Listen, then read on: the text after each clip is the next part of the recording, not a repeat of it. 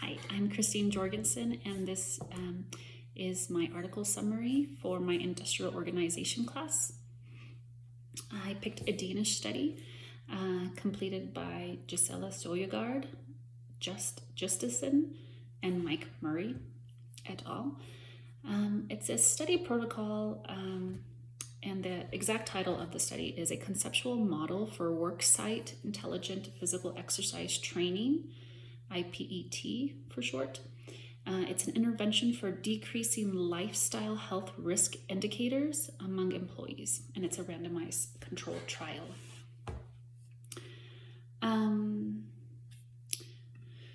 So this study, it's pretty interesting. It sheds light on the fact that some employees in these sit-down kind of jobs will have these sedentary jobs will have very minimal movement. So they try to incorporate 30 minutes of exercise 5 days a week, very tailored program, and it's supposed to help these employees not to have so many sick days, and it's also going to help the employer have more present employees who are healthier because of that. And so it's going to reduce sick days. So that's kind of the idea. So the study participants were given a questionnaire, a strength test, chiropractor evaluation, and blood work. And they did this at baseline, so they wanted to see what it looked like right before the exercise started. And then they did it again at 20 weeks, 1 year, and then 2-year follow-up. And so their hypothesis, the study people, the principal investigator, they wanted to see hey, they're believing that this IPET program, this very tailored program for exercise, is really going to help these employees and with their cardiovascular, their their muscle strength, and reduce sick days for the employer. So the whole idea behind trying to create this IPET program, the Intelligent Physical Exercise Training Program, the reason they came up with this idea was the World Health Organization came out and said basically it's the employer's responsibility. Basically, they have an ethical obligation, were the words that they used, to help their employees have better health. So they said, they recommended that the World Health Organization recommended 5 times a week of moderate intensity. And so this program was created in Denmark, and they tried to help the people in there, and they reached out to different companies. So that was a part of their methods. They said, okay, so let's get a study going. They had the participants, sign a consent form. But before all that, the Ethics Committee of Denmark approved the protocol, and they registered the study with clinicaltrials.gov. They reached out to 103 companies in Denmark, different companies not associated with each other. But they only were able to get 6 companies who signed up, and they were all from individual 6 companies. They're not like one company, or like one, yes. So the participants were given anonymous ID numbers, and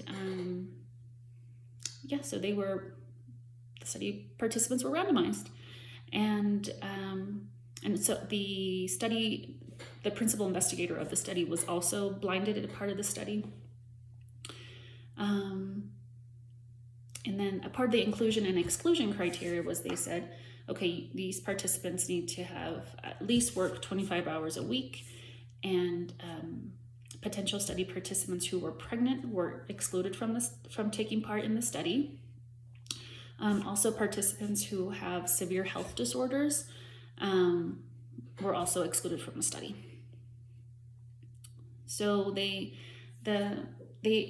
enrolled 2,500 employees into the study, and each employee got very individualized exercise training program. So it wasn't just like one instructor at the front saying everybody do this cardiovascular exercise with me. It was every person got their individualized, detailed one. And They measured, body mass index. Their blood pressure was also taken. What else? The participants were also given a questionnaire to say like if they felt like they were doing more, like they were more, how they were feeling, like if they were more present at work, not just like on Facebook. Let's see. So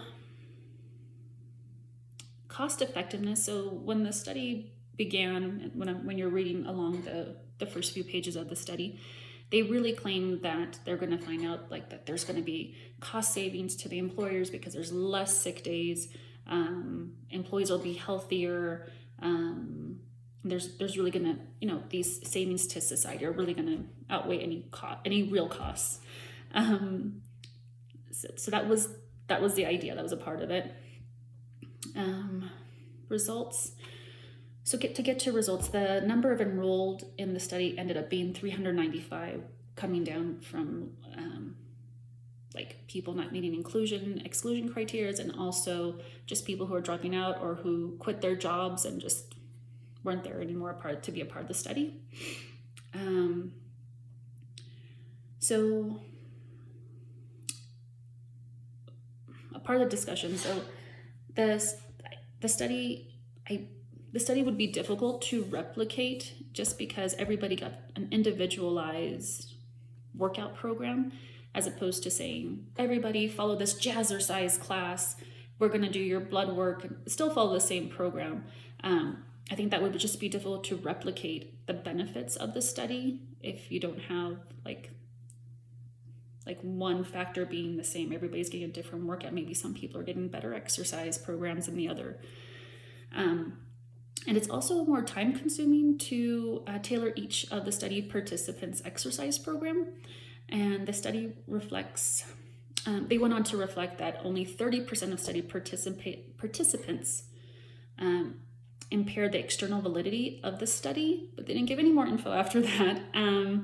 And they did say that they believe that if this, by randomizing, the randomization of individuals in the study contaminated the study, they believe a cluster randomization would have benefited the study instead. One